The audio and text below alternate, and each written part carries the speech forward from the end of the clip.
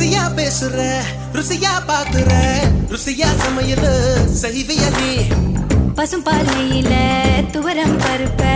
கடைஞ்சு தாளிச்சு கொடுக்கட்டுமா பத்திய சோறா நான் உன்னை கேட்டேன் காரம் சாரமா உனக்கு சமைக்க தெரியுமா அம்மா மிளகில ரசமா மிளகா தொக்கா நல்லா செய்வேன் நீ சாப்பிட்டு பாரு